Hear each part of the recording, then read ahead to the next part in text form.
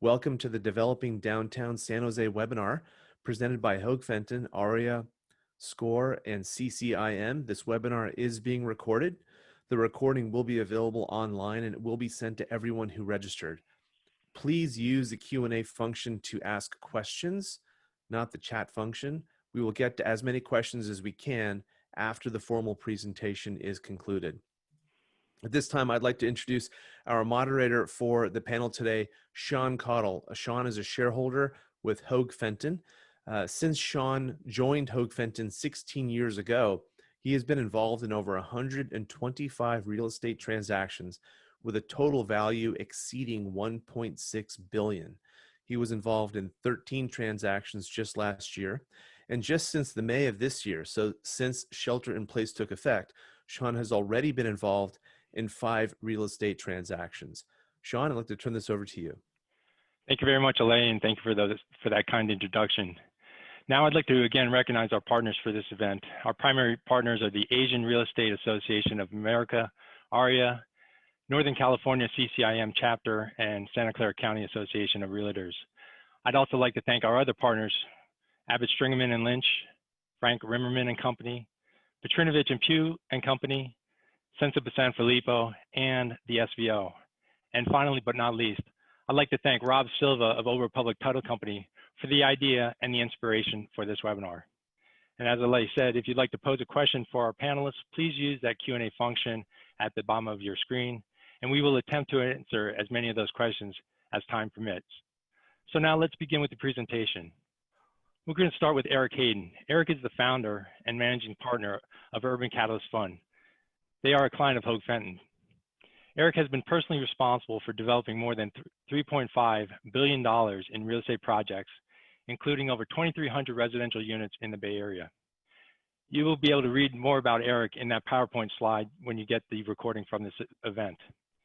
So Eric, you and Urban Catalyst have been in the news recently. Please tell us about your 7 downtown projects and the recent approval that you received for your Fountain Alley building. Sure, Sean, thanks for the introduction, and thank you for everyone joining us today. I'll give you a little bit of background on Urban Catalyst, and then I'll talk about our 7 projects. So Urban Catalyst, we're a real estate equity fund. We're focused on doing ground-up development projects here in downtown San Jose. For this fund, we have 7 projects, a very diversified portfolio of asset classes. We're also an opportunity zone fund. And you know, it's interesting, when I started Urban Catalyst, my plan was to do real estate development here in downtown, and it was only after I started forming the fund that I learned about the Opportunity Zone program, and that everywhere I was planning on doing development was in the Opportunity Zone. So that's how we became an Opportunity Zone fund. Built a team with a lot of downtown San Jose developers really to focus on these projects. This is the first project in our portfolio I want to talk about. It's called The Mark. It's an 800-bed student housing high-rise. It's located on 4th Street, right next to San Jose State. So our 7 projects, 4 of them are in the downtown core, and 3 of them are in the Diridon Station area. This one is in the downtown core. Our next project, so go ahead and, yeah, there we go. Our next project, this is Paseo. So of our 7 projects, 6 of them are ground-up development projects. This is the renovation of the Camera 12 movie theater. We're changing it into 2 floors of office with ground floor retail. You know, it's located on the Paseo de San Antonio, which connects San Jose State to Cesar Chavez Plaza. And recently, Morton Steakhouse and Scott Seafood have both moved onto the Paseo de San Antonio. And we're looking to add to that restaurant row concept by putting in some full service bars and restaurants on the ground floor. And then another thing that's unique about this project is, because it used to be a movie theater, the average floor to ceiling height is 24 feet, allows us to do some pretty interesting things for our future tenants, including things like floating conference rooms, mezzanine levels, and catwalks that connect to our rooftop gardens. Our next project, this is Moderator. This is one of the projects over in the Diridon Station area. I personally have been involved in 2 large residential projects in the Diridon Station area, the Ohlone and Meridian at Midtown. So I'm very familiar with building multifamily on West San Carlos Street. I mean, obviously, Urban Catalyst, we want to build close to transit. Diridon Station, scheduled to be the largest train station on the West Coast when everything is fully connected to it. And obviously, here in the Bay Area, we have a housing crisis, especially true here in Silicon Valley. And this is Urban Catalyst, doing our part to help solve that housing crisis. Next project. This is our Delmas Senior Living Facility. Delmas is located on the same block as our Moderator project. This is an assisted living memory care facility. You know, they haven't built a project like this in downtown in around 35 years. And, you know, it's really needed for this area. Overall, you know, we've done 6 of these in our career, so we're very familiar with the design and operation of these types of buildings. Next project. This is also in the Diridon Station area, a part of that grouping of 3 projects that we have on West San Carlos Street. This is a Marriott Town Place Suites called the Keystone Hotel. We signed our franchise agreement with Marriott last year. This is an extended stay business hotel. Our guests on average stay for 15 days and every room has its own kitchen. Obviously, hotels have been hit pretty hard during the pandemic. However, just want to remind everyone, this one doesn't come out of the ground and become fully operational until June of 2023. And by then the pandemic should have passed. Next project. The Icon at Civic Center. So this is a project, it's a high-rise residential project. It's located where the Chevron station is currently on the corner of 4th and Santa Clara. It's right next to Ted's project that he's going to talk about, which is just beautiful going up right now. You know, what makes this project unique as a residential project with some office and ground floor retail is it's right next to the portal for the future BART station, really making it the epitome of transit-oriented development. Next slide.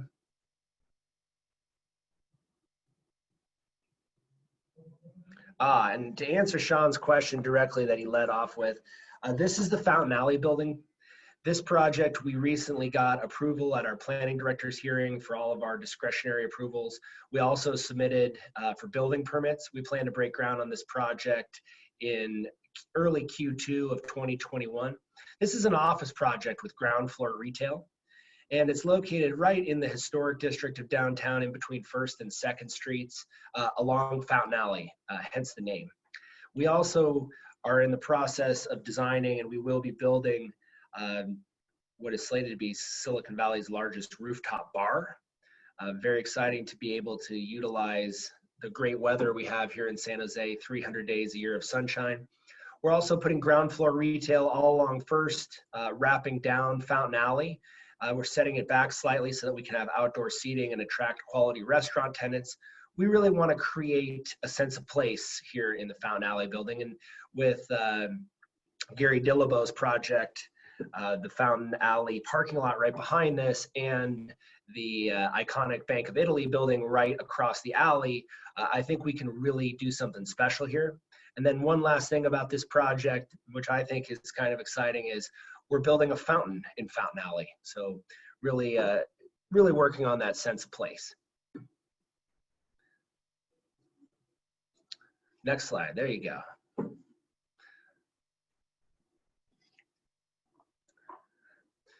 Sean, you might want to take yourself off mute. I just noticed that. Thank you very much. Thanks, Eric. I was taking some notes on that, just like I hope other people are doing also. Next presenter we have is Matt Litucci.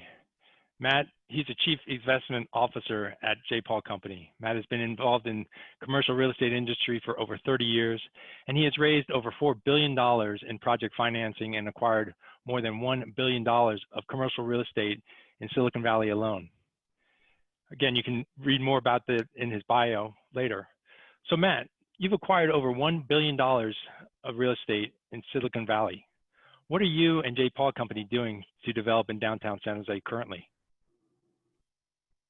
Well, thanks, Sean. I really appreciate you allowing me to be here today and present. Well, as you probably know, we've made a big investment in downtown San Jose. Just a little bit of a background on our company. We're based in San Francisco, although a majority of our development history has been in Silicon Valley, probably since 1975. And we've built since then, probably 12 million square feet, most of it in really the central part of the valley, Sunnyvale, Mountain View, Palo Alto. And we also have projects in San Diego County. We recently bought some land in East Austin, so we are expanding in other tech-oriented markets. We recently completed the tallest mixed-use tower west of the Mississippi in downtown San Francisco, called 181 Fremont. We're basically known for building sort of large-scale, master-planned, highly amenitized campuses that really focus on providing workplaces for the leading technology companies of the world. We count Google among one of our larger tenants, along with Apple, Facebook, Microsoft, LinkedIn, Amazon. So we really have the FANG group really covered. And we felt that we looked at downtown San Jose on and off over the last couple of cycles, and try to make it work. And it really wasn't until this last cycle was, hopefully I'm saying current cycle, was really underway, that we felt that there was enough energy and critical mass. Part of it based on the interest in being in downtown urban transit-oriented cores. With the what was going on with Google's investment in downtown San Jose, that we felt it made a lot of sense to make it sort of our next focus point of our investment. So right now we have we've made 4 investments into downtown. We're going to talk about 3 of them, which are really our either construction or development projects. We also purchased 50 West, which you also know is an existing building. All told, we have, once we finish everything, we'll have over 5 million square feet in downtown. So the first project that we talk about today is called 1 West Santa Clara. We purchased this from Lift Partners about halfway through their redevelopment. This was the old JCPenney building. Before that, the Lincoln Law building. Many of you know it. It's on the Mitchell block. It's about 120,000 square feet. Really interesting bones right along West Santa Clara and First Street, and right at the really on top of where the portal will go for the eventual downtown BART station. So, we have really interesting for transit-oriented development. We took what Lyft was doing and tweaked it a little bit, changed some of the exterior design a little bit, and the building, as you notice, the scaffolding is finally coming down. It's probably down by now, so it's you can really kind of see it in person. We have signed a small retail lease with Blue Bottle Coffee, and they're planning to be in the early part of next year, which will help activate the corner. And we're really excited about this building. So starting to really take shape. We can go to the next slide now. So 200 Park is a project that we are underway with. It's a 937,000 square foot, 19-story tower. It's going to be one of the first new Class A high-rises to be completed in well over a decade and a half in downtown. It's really at the heart of downtown's core, across the street from City View Plaza, as you know. We are in the middle of digging our hole. It's going to be a really cool building. Large floor plates, about 54,000 square feet. A lot of outdoor terraces, as you can see, a lot of green and open space. Something that we're really excited about. We're on schedule to complete about years from now, in 2023. We're again in the midst of digging our hole. It's designed by Gensler, really interesting building, and really changed the face of downtown. When we go to the next slide, we'll talk about City View Plaza. This is actually, here we go. This is an entire city block, which I'm sure many of you are familiar with. About 560,000 square feet of existing buildings that were built as part of one of the original urban renewal projects back in the late 60s and well into the 80s with the last 150 Almaden. So we purchased this again about 2.5 years ago. with the idea of doing a massive redevelopment. The project was designed by Gensler again. It's going to be 6 interconnected buildings, again, 19-story towers. There's almost 100,000 square feet of terraces and outdoor space, a large fitness facility of 80,000 square feet, which is quite large, 55,000 square foot floor plates, which are also large. These buildings can be connected. If we happen to have one tenant or multiple tenants, they can be separated. A lot of flexibility here. It's really a beautiful building, and will, again, we think, change the heart of downtown San Jose for a long time. We've gotten approval back in June, so we're very excited about that. Unanimous approval from the city. We will actually start demoing part of the existing buildings, hopefully here fall, October, November. So you'll start to see some activity there pretty soon. This is a very large scale project. They'll probably complete it over phases, really depending on how the leasing goes. But another project that we're really, really excited about. Great, Matt. Thanks for sharing those projects and letting us know that J. Paul companies will come down, and I believe my count is that you'll have at least four properties once all of your buildings are built out and occupied. And next, our presenter is Ted McMahon. Ted McMahon is the Chief Investment Officer of Bayview Development Group. Since joining Bayview Development Group in 2015, Ted and his team have entitled over 1,000 residential units. As with the others, you can read more about Ted's biography in the PowerPoint slides that you will receive when you receive the recording of this webinar. Ted, why don't you tell us how Bayview Development is developing in downtown San Jose, and how you can now claim to have the tallest building south of San Francisco before you get to Los Angeles. Thank you, Sean, and thanks for the invite to talk. Appreciate it. And for those folks who aren't familiar with the project, it sits across the street from City Hall in the Horace Mann neighborhood, and we're one long block from San Jose State, and it's 35,000 faculty and students. Let's see, we did recently top out. It will be the tallest, or it is the tallest structure in downtown San Jose, and because we're a little farther from the airport than some of the other projects, we're likely to hold that for a little while, I would expect, until Eric's project at ICOM tries to get past us. I guess that might be possible. Just sort of general stats to start, again, just to familiarize, it's about 1.1 million gross with about 650,000 rentable, 20,000 in retail and flex office, which in the image that you can see there, that's the flex office space on that second. So both are double height spaces.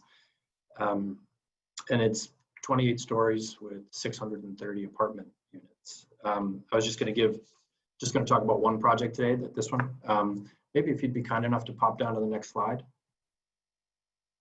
And I was just going to try to give, a real brief history and vision and why it ended up the way it ended up. So the project started in 2015. We liked the fundamentals in the South Bay. We thought that valuations looked good. Really sort of a jobs to housing start ratio looked very favorable for a project of scale. City Hall had been built in that part of downtown to try to catalyze growth long term. I know the redevelopment authority had worked in that neighborhood for some time. You can see in this particular image, we've through a lot of effort, we were trying to be very thoughtful around the way we would integrate into the public realm down there. I think, with COVID in particular now, some of this is going to be a near-term challenge. We're certainly still long-term positive on it. We are actually having some discussions with potential tenants on. So let's move on to our Q&A.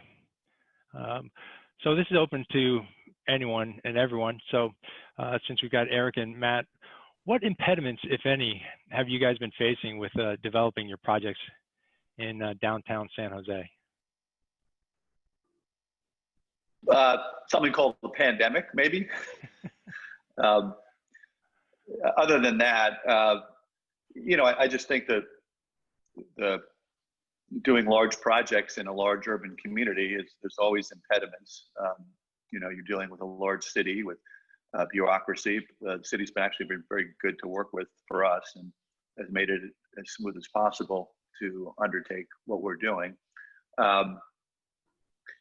Just on 200 Park, as an anecdote, we started just before the pandemic hit. As we were digging our hole, we came upon some Native American remains, and that stopped the project for about 3 weeks. Not too unusual, but it set us back 3 or 4 weeks. We're back on schedule right now, so maybe that's the first impediment that we've had to overcome. Of course, getting the projects approved is always an impediment, but for the most part, that's behind us. Great. Eric, do you have anything to share on that? Yeah, I can echo what Matt said about the city process. I mean, overall in California, it's a challenge to get your building permits when you're doing development. Downtown San Jose, for the last 60 years has been wanting to see market rate development happen. And over the last 10 to 15 years, they put a lot of policies in place really to streamline their pre-construction process and make it easier for developers to do business here. And even, despite the pandemic and working from home and shelter in place, we've had a lot of success working with the city of San Jose, especially the planning department, in processing our projects through the pre-construction process. And, having a big bureaucracy that is performing at a high level, even during a pandemic, is really saying something about San Jose. Great. And I see we have Ted McMahon back. So modern technology, sorry about that, Ted. Your presentation cut out. So why don't you come back and share with us a little bit more about Miro. We got that you guys were the tallest building until Urban Catalyst may overshadow you when their project comes online. So why don't you continue with your presentation? Sure. I'll try to, I know you guys have kind of gone on a little bit, so I'll make it quick. I guess a couple points. One is that you'll probably see that the design probably pulls more from an LA vernacular than it does from a typical San Jose vernacular design-wise. So larger balconies, a lot more amenity space. The sort of amenity to rentable space is pretty high, more like you'd see, but it's just acknowledging the weather that we're fortunate enough to have. So I noticed you can see in the 200 Park design, just taking advantage of those outdoor balconies and trying to pull it in a lot of air. So that tends to be, I think people are finally appreciating the advantages of San Jose and designing specifically to what the city has to offer. And I think some of those trying to make the building a little bit more gracious, if you will, in some respects, it ties into that. I mean, the research we did says that, folks who are going to work at 200 Park or who are going to work in the Bank of Italy building or in Adobe's new tower or at City Hall, that they appreciate a slightly more gracious offering. We've tried to sort of hit the market at that point a little bit more. Again, probably a little bit more pulling from a San Francisco amenity profile, although we did look in 2017, 2018, as we were designing and sort of setting spec. The Pierce was probably the top of the market in terms of a successful development that hit the market correctly in 2017. So we benchmark against that. And then the Cannery project up in Japantown, another great project with a nice finish level. So again, something we're sort of looking at as we push and pull. We're certainly going to have some views that those projects may not, and rooftop amenities, Okay, let's move on to some more questions. Speaking of the impediment of the COVID-19 pandemic, Eric, you've had a broad view on how investors are seeing San Jose. How do you see the pandemic impacting the investment interest in San Jose in the short term and long term? And are you continuing to be able to raise funds and move forward across your various product types? The answer to that, Sean, is investors in general are seeing downtown San Jose as a place that they want to invest, especially during the pandemic. We've continued our fundraising through the pandemic, and we've seen that velocity really remain pretty stable overall. When I talk to potential investors and they're looking at different investment opportunities across the country and they see the pandemic, they really are thinking, where is the safest place for me to put my money if I want to invest in what submarket, in what type of asset class. And they see San Jose as a place that historically has been the last area to go into a recession and one of the first areas to come out of a recession. And we've seen a lot of news articles recently. I saw one in Forbes and one in Bloomberg that talked about San Jose being really the first city or one of the first cities to recover from this pandemic. So overall, investors are bullish on San Jose as a location to place their money as an investment. I appreciate that, Eric. And I'm hearing from or seeing comments from the attendees that, Ted, people are hearing you just fine. So don't be bashful. So let's move on to another question related to the pandemic. Matt, this is for you.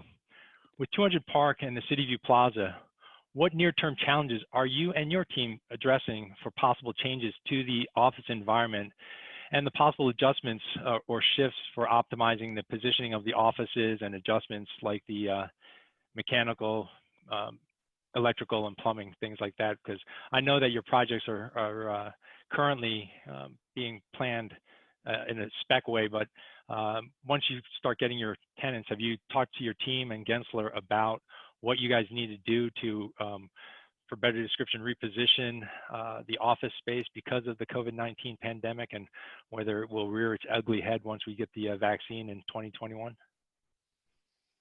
Well, this is a topic that we've spent a lot of time noodling around and contemplating over the last month or two. And yeah, we're making some changes. A lot of the changes, first of all, we've also talked to a lot of our tenant clients and asked what they're doing in their space. And it's really across the board. There are some large users that have come out and said, hey, we're going to spend a lot of money in upgrading our facilities, making them less dense, putting in more touchless entrances, and really reworking their TIs at pretty large investments. The gamut is really wide. We've talked to some other very large users who say, you know what, we're not going back before this is all over, so we're not going to do anything. And then there are folks in between. The folks that are spending money are planning to spend money, are saying, hey, we don't plan to be back necessarily before COVID is over, but we're looking ahead for the next crisis. We want to make sure that our workers, our employees are safe and healthy going forward to whatever else, health issues might come up in the future, which we think is smart. So yes, we are definitely doing some minor adjustments. I think our mechanical air handling systems are all pretty robust. We're making sure that everything we're doing is compatible with any upgrades that a tenant might want. A lot of it is going to be TI based, so we're not doing that stuff now. We're making sure the base building can handle that kind of stuff. But small things like changing bathrooms around, putting in higher partitions in the stalls, making sure our elevator systems are very touchless, and they're destination elevators, which is something we're probably going to do anyway. More automatic doors, things like that. But there's no end of things you can do. But we've decided that we would, instead of investing the money now, waiting to see how things evolve and having things that are compatible for different kinds of systems as it gets closer to the point where we're leasing up. Because I think things are going to change between now and the time that a tenant is ready to occupy in 3.5 years. Thanks. That's some great insight. Ted, I've got a question of you in terms of as it relates to the COVID-19 pandemic. With regard to the urban residential product, what are you seeing currently in terms of rents and vacancies, and what do you think the residential market will look like in downtown San Jose when you deliver Miro to the market this coming spring? I believe spring 2021 is when you intend to bring the product to the market. So what do you think in terms of the rent and vacancy issues as a result to COVID-19? Yeah, thank you. Again, it's something we are also paying a lot of attention to. The timing for us is pretty critical, as you're alluding to, because our expectation, we would start to pre-lease in January, and then early Q2, we would actually be TCOing and letting folks move in. So I guess a couple thoughts around it. So we're all looking at the same stats. Vacancies are up in denser urban areas for residential. Rents are down noticeably. I then think question like, what's it going to be a year? It's very hard for any of us to predict with any degree of accuracy. So we're trying to take a look, what are the longer term trends here? Is that shift away from density going to stay? The last 50 years of urban renewal and focus on cities is, I feel, unlikely to switch in the next, year or two. I think we can easily endure this. Easy is probably the wrong word. We can endure it. There will be some short-term pain here for everybody. And again, these are understandable reactions to a pandemic, but as I think about it, COVID really is sort of a disruptor. It's a social disruptor. It's an economic disruptor. Silicon Valley is usually the place disruption comes from and pushes it out to other places. I think it's actually a place that's pretty good at adaptation. It's usually sort of on the front edge of some of that. JLL actually did an interesting piece a couple of weeks ago that they pushed out, sort of talking about what industries are likely long-term to benefit as employers and as office tenants. And it was an office-focused piece, but talked about AI benefiting, robotics, e-commerce, life science. Sort of when you think about it, all makes sense. And just in the last week, Apple hits $2 trillion, and then we've got all the data center transactions that occurred in the last week. I mean, so again, the fundamentals are good, and for large-scale residential, jobs equals tenant. And then can you provide a product that those tenants need or aren't getting currently, and making sure that it is the right product. So that's our job to make those adjustments. On the e-commerce side, the most fascinating stat there was that 16% of retail transactions occurred pre-COVID. It's currently 33. So a doubling in 6 months. Amazon couldn't have dreamed that. It's unbelievable. So, but what does it do for a tech-focused region like ours? I think our region long-term will be the net beneficiary of it. I know sometimes that's hard to see right now, but again, these are long-term assets and you have to have a long-term view. Let's see, I was just sort of thinking specifically, I think, folks are going to be looking, they're going to probably ask questions around HVAC. On the office side, because we're also building some office, we think about it probably a little bit differently in line with what Matt was saying. On resi, we'll make sure that it's new, the filtration is good, all those kinds of sort of best practice. I don't think there's massive changes on residential that we can make the same way. Folks are going to be working from home, probably more. I think they're going to look at their apartment slightly differently when choosing it. Again, a slightly more gracious apartment with a balcony where you can actually sit outside and fit a table, a couple chairs, and have a cocktail. That's suddenly, a valuable asset. Let's see, just thinking, and for us, recession typically means a gap in pipeline at some point. And we hope that there's not on housing, because California needs housing, desperately. But typically there is some gap there. So at least for our particular product, short term, the timing is probably going to be a little bit rough. Longer term, I think we're going to have some runway there without as much new competition as we might have otherwise. So, one of the broader challenges for us is how are we going to help our ground floor retail folks? How are we going to get restaurateurs back in there? That's a little bit harder. We're responsible for the built environment, creating some nice space. I do worry about some of that activation downtown, which is a little bit tougher and feeds into people's desire to live in an urban area. So yeah, that's the general thinking. Great. And Ted, I want to echo something that you said that I think is important for everybody to think about when we talk about downtown San Jose development. And especially, with the three of us here, and if Gary was here, all four of us, we have a long-term vision for downtown San Jose. It isn't about next year or 2 years from now. It's about 10 years from now. And the fundamentals of San Jose and the downtown real estate, which are really driven by the overall macroeconomic trends of Silicon Valley, the pandemic hasn't changed those. Downtown San Jose is still a great place to do ground development. And that's why you see all four of us developers coming here in the last several years to do projects, is because we saw that trend and we're a part of it. Eric, I feel that urban dense communities will not wither. They might have taken a step back during this pandemic, unfortunately, but people are social animals. They want to come to offices. They want to be able to commute publicly. They want to be able to live and work in a vibrant streetscape. And people are clearing out of the cities now, I think that's temporary. I really do.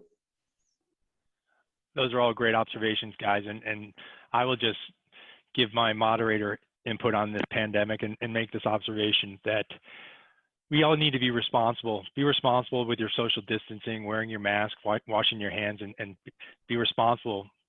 And also be respectful. Be respectful of one another and how we interact with one another. And frankly, the third R that I would bring up is if we're responsible and we're being respectful, then we will be resilient. And hopefully with those 3 R's, responsibility, respectful, and resiliency, we'll have a V-shaped curve, and we'll be able to rebound from this when the vaccines come into place next year. So I will get off my pandemic soapbox, but I just wanted to make that observation, and I agree with you in terms of the long-term development of downtown San Jose, which leads me to another question that I have with regard to the pandemic, and this is open to all of you guys.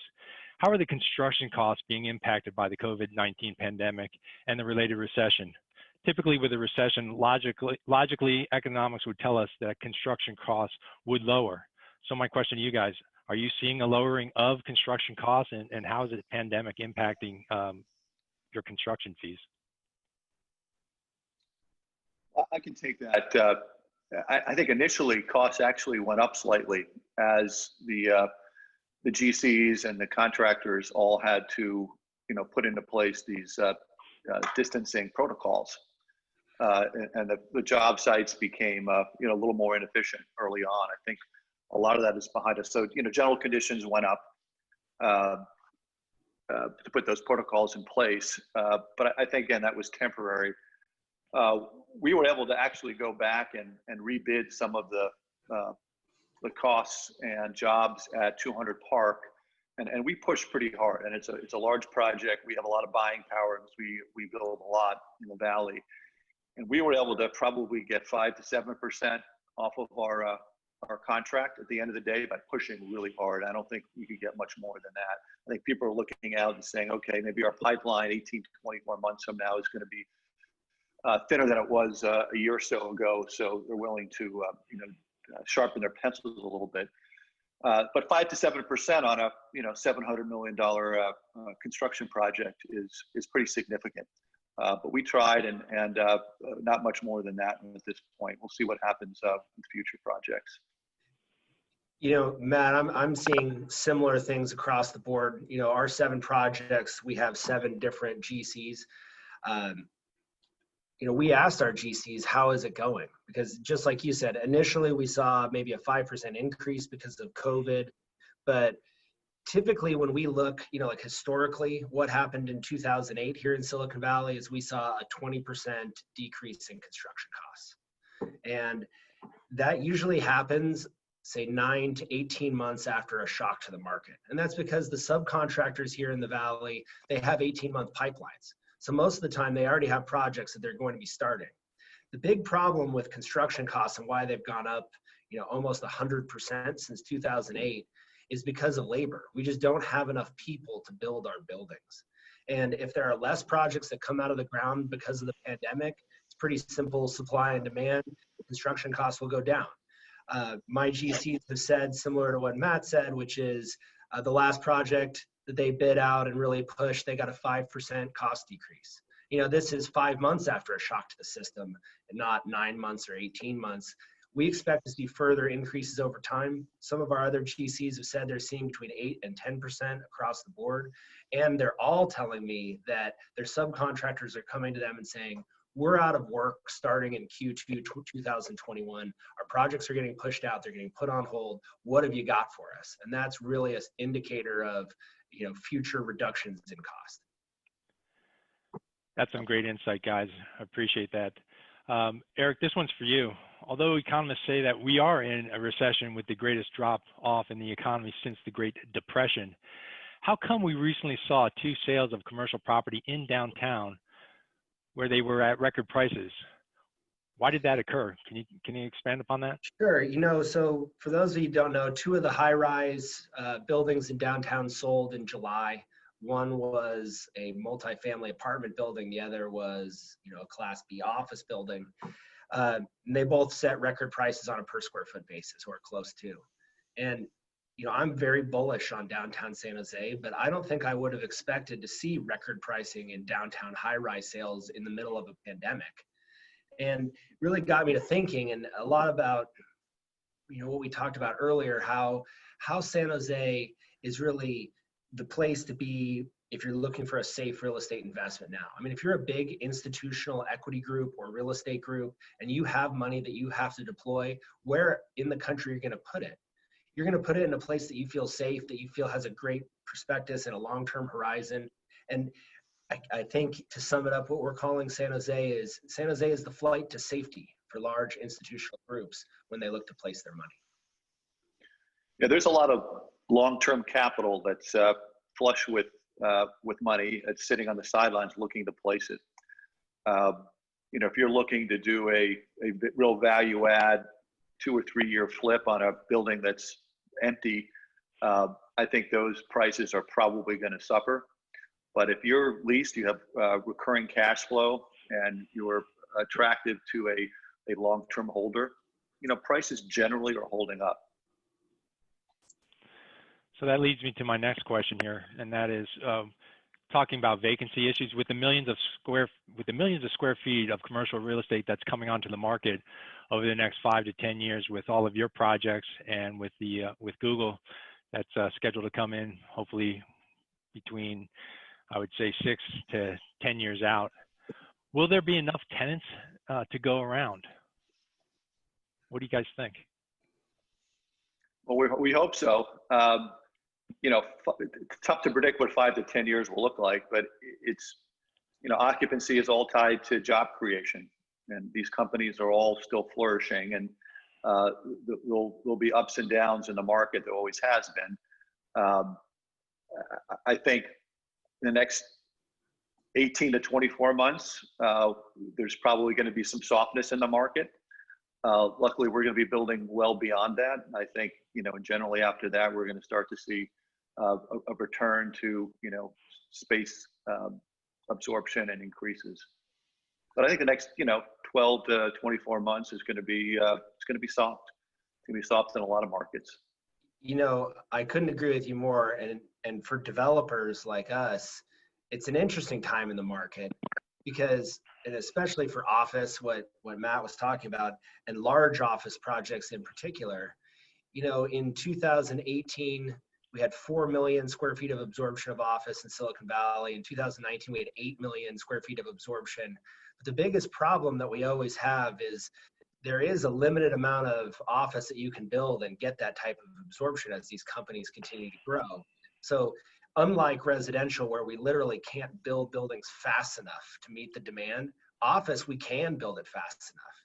But it's developers like J. Paul that have projects that are coming out of the ground now that'll be complete in a couple years, right when the market rebounds, that'll be perfectly positioned to take advantage of that supply and demand where they're first to market. They're the only product that's out there, and there will be tenants to take their product at that time. At least that's how I see it going. So I would be remiss if I didn't pose this question. Do you guys have any insight, and can you share with us anything publicly as to who those tenants may be that may come in and take over your space in the next 2 to 3 years when your projects are up and complete? Is that directed at me or anybody? I was putting it out to the panelists to see if I could get any takers to that question. Well, your guess is as good as mine. We are building speculatively. Obviously, we feel that there's a market there. We have strong relationships, again, with the FANG companies. We have no paper being exchanged. We presented our deals to, our clients, and generally they like what they see. But, I think it's going to be a while. We're not at the point of getting ready to announce anything yet, but we're confident that these buildings will be absorbed, and people want to be in downtown. That's great news to hear. And while I have this opportunity, Gary Dillabo is fine and well. He just was unavailable to join this morning. So let me just identify and let people know who are listening in and wanting to get insight as to what the Urban Community Fund is up to. As people know, this is public information. It's not attorney-client communications, so I'm not speaking out of turn, but I will just say that Urban Community Fund has partnered with West Bank, and they are working on six other properties that have been talked about in the past. And just at this time, we need to leave it up to Gary Dillabo and his partners over at West Bank as to tell us where they are in their development process. And I was hoping that we would get that. But to answer a question that was posed through the Q&A, as you have seen from these panelists, it seems that all of their projects are either one block to the north or south of Santa Clara Street. And I would just share with you that if you did see and kept track of the real estate commercial development in downtown San Jose, West Bank and Urban Community Fund have several parcels, couple blocks deep into north of Santa Clara Street. So there will be development over the next, I would predict, 4 to 5 years on those projects. So the concern about whether we're just top heavy south of Santa Clara Street, I don't think it's going to be the case. Ted, I've got a question for you that people have been asking about, and this goes back to, do you have any recommendations about getting multifamily projects approved in the city of San Jose? And can you tell us if any of your projects have an affordable housing component to it? So our upcoming projects, or as we look forward, some of just around the predictability of fee structures. You know, Eric's getting comfortable with it. We're just getting some things. We're looking at perhaps putting in 2 applications before the end of the year for 2 different projects. You know, the challenge we have oftentimes, well, let me go back and look at Miro. If you consider that we acquired the dirt in 15 and we will finally stabilize it in 22 or 23, it's a 7 to 8 year process beginning to end. A lot of the policy seems to get built around 2 years, 4 years, 3 years. And if you start getting into the scale of that, it's not always clear that on a policy side, there's a clear understanding that this is, you know, closer to a decade than 2 years as a process. And then the planning that goes around that and our ability to predict early what that will be. So I'll say in some cases, policy's been in flux, so we're actually sort of stepping away from residential in the near term and looking at creative office and some other applications, just because it appears clearer for us. Eric, do you have anything to add since some of your projects are?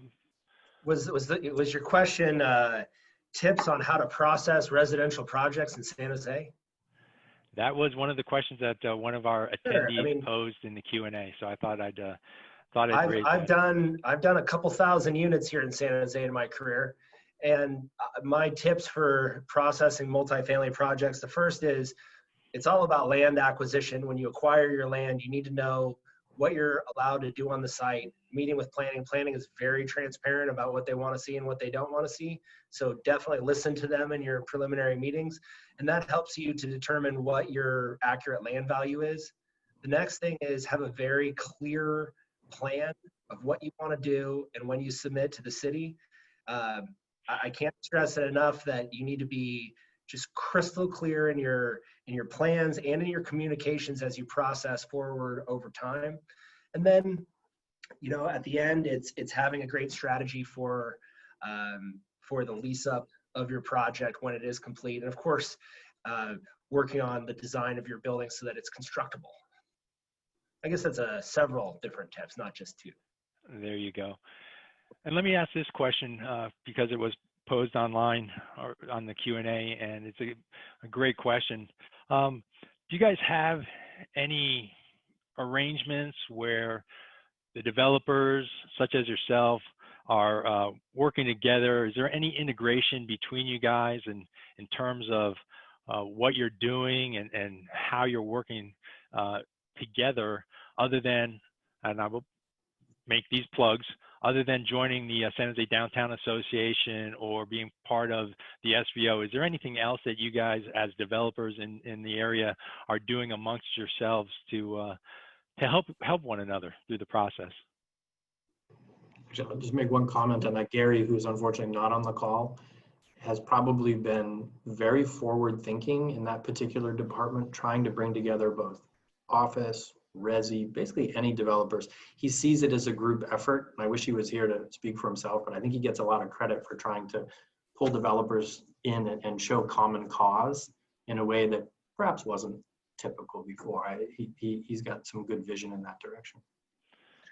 Yeah, Gary's really good about communicating, and I think most of the folks here who are in the development community do a good job of talking to each other about what's going on. You know, all these buildings and projects are beautiful in isolation, but to have a really vibrant urban fabric, they all need to work together. You need large scale project, you need small scale project, you need a vibrant, active streetscape, and you need a 24-hour city, and that's what it's going to make all our projects successful. So, you know, it's really, you know, it's one big group, and it's not dependent on one-off project.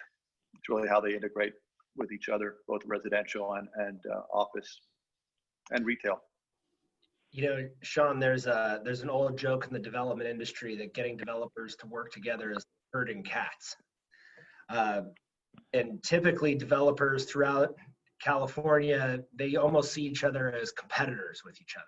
And that's true almost everywhere, but I would say here in downtown San Jose, it's probably the friendliest developer environment I've ever done business in. You know, I know Ted, I know Matt, I know Gary, I know all the downtown San Jose developers. And while we aren't necessarily working together, I think we're all cheering for each other. We know what each other are up to, and we see it as a synergy. We see it as everyone working together to revitalize San Jose, activate that ground floor retail, and make San Jose the type of downtown that everybody wants to see. That's a good point, Eric. I think you're right. It just reminds me of the old adage proverb, you know, a rising tide raises all ships. And you've told me recently that, you know, it's not uncharacteristic for you to reach out and get on the phone and talk to any of the people on the panel here or anyone across the board in the downtown development. So seeing that it's 10:58, we've got some additional questions that have been posed. So if you guys have some time, we can continue with our discussion. And I think I have cleared it with you. So I just wanted to let the participants, the people that are listening into the panel discussion know that we will go past the hour, but I will guarantee that we will have a hard stop. If we don't stop before, we will have a hard stop at 10:15. So if you guys are willing, let's continue on. Ted, when we had that technical difficulty back during your presentation, you made a reference to the fact that Miro was trying to instill an LA vibe, is what I heard. And seeing from your smile, can you elaborate on that? Because one of our attendees raised that question and said, well, what do you mean by the LA vibe? Yeah, I'm not sure I'd call it an LA vibe per se, but more when we thought about the design, trying to take advantage of the weather that we have here and trying to take advantage of sort of the natural benefits. And how does that manifest itself? Like, what do I mean by sort of borrowing elements of that? It has to do with sort of ratio of outdoor space in the project. So both towers have roof decks, have reservable kitchens, have lounges, have fire pits. The pool is probably a little bit larger and more gracious on the podium deck than you would typically see in downtown San Jose. You end up with, you know, almost an acre of amenity space on it. So when you go to downtown LA and you go around like LA Live, I mean, that tends to be the way they get proportioned. It's really a proportioning question. And then on balconies and things, just trying to give people more private space as well, private outdoor space in their design. It also happens to have the benefit of reducing solar heat gain, right? By moving the glass back on some of those units, you're reducing the solar heat gain coefficient on the south side of the building. So it has an aesthetic element, it has a livability element, and it also has a reduction of energy need component to it. So those kinds of things. And, you know, we're borrowing lightly that sort of general direction. But I guess I think of it as making the units just a little bit more gracious on average. Nice. interesting, and I can't wait to go over there and experience it next about a year from now. So let me ask this question to the panel because I had this question in my list, and there are other people on the webinar who've raised it also. Do you think that downtown San Jose will expand to the west beyond the Caltrain tracks, beyond where Google is acquiring all of its property? What do you guys think of development of that area, which I believe we've affectionately referred to as Midtown area? So I think I'll start because I've done a significant amount of work in the Midtown area. You know, I see downtown expanding from really its core area into the Diridon Station area for now, and especially with those height changes from the airport, it's going to be just amazing over there. Google's coming in. Going to the west of Google, it definitely could expand. The hard part is that a lot of those areas are really single-family residential neighborhoods. A lot of what San Jose talks about in all of their planning meetings is that 85% of their land area is covered by single family. And it's a challenge to redevelop single family because, you know, it could take you 40 years to acquire 25 houses on one block to do one building. And, you know, most developers don't have that time horizon in their mind when they're doing projects. But I think you've already seen a lot of that starting to occur. There's been a lot of mid-rise and multifamily that has been created along the Alameda and along West San Carlos Street to the west of that area in the last 10 years. What do the rest of you guys think? Do you think, are you guys considering any parcels out there in that area, or are you guys just focusing in the east of Caltrain? We haven't focused on that area, but you know, as the city expands over time, that's the natural direction of path of development. You look at San Francisco. I mean, South of Market wasn't a thing 25 years ago, and you know, with Mission Bay and the cities really moved south, and a lot of those were more industrial, not residential neighborhoods. But yeah, I think as the city grows, it will go west. A plug for the east. We'll go east and west and north and south. Just actually, Matt, I mean, we're so excited to see the one West Santa Clara project, because there's sort of a stitching together. If you have City Hall and you have Miro out there and hopefully Icon on the Chevron site, we need to stitch a few of those blocks. We need to, and what Gary's doing with Bank of Italy, plus that one West Santa Clara, I think we're starting to take that more traditional, almost sort of financial services area of the downtown, which was historically, I don't remember the exact number, but around 8 million square feet total, and watching that sort of, that vibrancy start to expand, and that perception of downtown, I think it's going to change what that term means. You know, we can debate how far east, but I think it's heading east. Eric, are you going to let Ted slip and not say that in addition to the one West Santa Clara, you're going to have the Fountain Alley building coming online soon?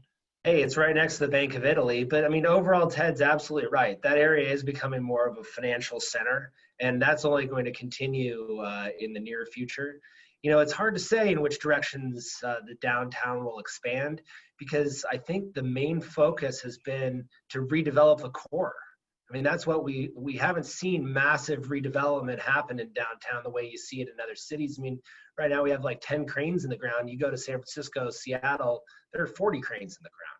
So we're still at that tipping point where these projects are just about to get started and just about to be that catalyst that revitalizes the downtown area. So that leads me into the next question that we haven't addressed here. It's the proverbial elephant in the room, and that is the BART expansion to downtown. What do you guys? What's your prediction? Where do you think it's going to be? When's it going to come? I know that right now BART and VTA are looking at the Mitchell block as the location for the downtown portal for BART. So let me ask you what you guys are, if you put on your prediction hats, what would you predict is the future for BART and its impact on downtown? Well, with all our discussions with the BTA, I mean, they're our neighbors at the Mitchell Block, and we worked with them pretty extensively and master planning that block for the future. And it's a project that's still, very much in its formation stages. It will happen. When it will happen is still somewhat unclear. I know it's been pushed out several times, but I'm confident that it will be there, and it might not be there until 2030. It might be 8 to 10 years from now, but it will be there, and it will change. It will change downtown. I totally agree. I'm estimating between 2028 and 2030. We've been waiting for 62 years for BART to connect to downtown to Dearborn Station. I like it that the city decided to do the double bore instead of the single bore, because it's been done so many times before. I could just see massive cost overruns trying to do something brand new, or that they've only done, one time in Barcelona. The locations of those downtown portals to the underground station, actually the train is so long that they're estimating there'll be 2 portals. So one kind of down closer to Miro and Icon, and the other one up closer to Matt's project, the corner of First and Santa Clara. Overall, it's going to be a game changer for downtown to be able to be connected to the entire East Bay, to be able to get to the financial district in San Francisco in 55 minutes instead of, with Caltrain, have to go to Dearborn Station, get to the, the ballpark, and then get into the financial district. It's going to just be a lot quicker. Just going to make one comment on there. At whether it occurs in or starts in 2027 or 2030 or 2032, I think just stakeholders in downtown need to try to make sure that VTA does it in a way that's respectful to ground floor businesses, to existing, the existing community. They have an opportunity to do it in a very thoughtful way that will allow those ground floor retail businesses to continue to thrive and succeed. You just have to make sure they're thinking about it that way. That's the one concern I think about. So we're excited about it. Long term, it's fantastic. You just want to make sure that when it occurs in the lowest impact way possible. Talking about downtown and developing a vibrant downtown and things that are happening, one of our attendees has been posted a question about the arts.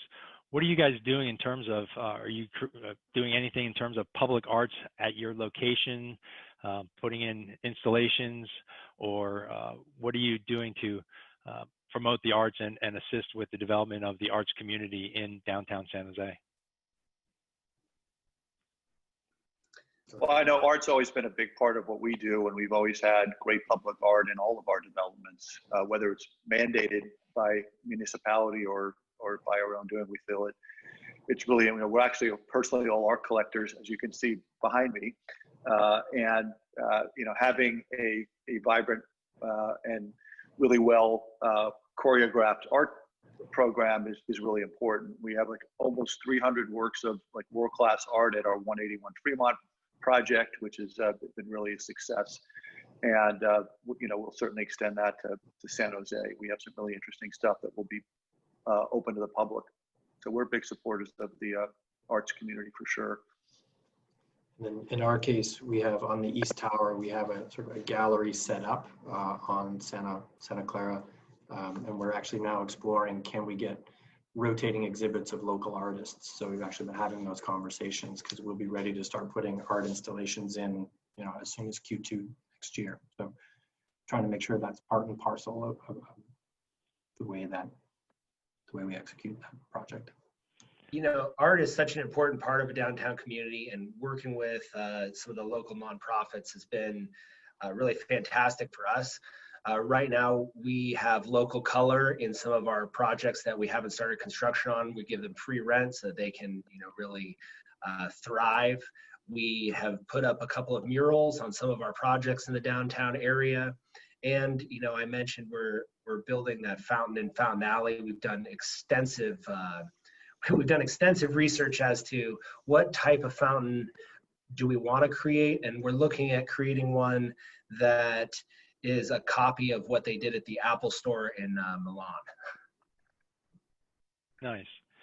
And let me just, last question for you guys, and hopefully it won't be too long of an answer, but what are you guys doing with your projects in terms of, some people say it's true, some people say it's not true. Let's presume that climate change is a definite issue that the world is facing. So what are you guys doing to address sustainability and green initiatives in your projects? If you would just address that for a minute or two. I'll take that first. We're going to go for LEED Platinum status, which is really the highest level that you can get with commercial development. We've always done our buildings as sustainable as possible. We think that's the right thing to do. We think that it's something that's needed to have your building be marketable. And I think we've been a leader in, LEED efficiency since the program started back in the mid 2000s. I'm also a big believer in green building and sustainability. I think what a lot of people don't realize is that the state of California is a big believer in sustainability, and their construction codes and the new Title 24, it makes almost every single building we build LEED Silver without us doing anything. We have to. That's right. It's part of the code. So yeah, it's mandated. Yeah, everything we build is ultra green. Any comments for you, Ted? Yep, so I would echo the T24. We thought about the design of the structure itself initially to reduce demand on the building so that you can reduce mechanicals, you can make it more efficient. It is part and parcel of good design at this point. And then forward looking on projects that we expect to be doing in San Jose, I think there's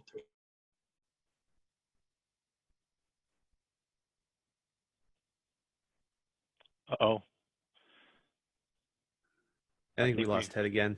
I think we may have lost Ted, which is perfect timing. Couldn't have been better, because I'm going to thank everyone, and I'm going to go through again a list of thanks. I want to thank again Rob Silva at Over Public Title again for his inspiration for this webinar, because without Rob's idea and inspiration, we would not be talking about the downtown development in San Jose. I'd also like to thank Wen Chu and Alay Yajnik at Hoge Fenton for my team for their assistance in putting on this great webinar, and also wanted to thank the partners that we mentioned at the beginning of this. You'll see their slide when you get this recording. But most importantly, I want to thank our panelists. Unfortunately, Gary Dillabo could not join us, but he was committed to be here today.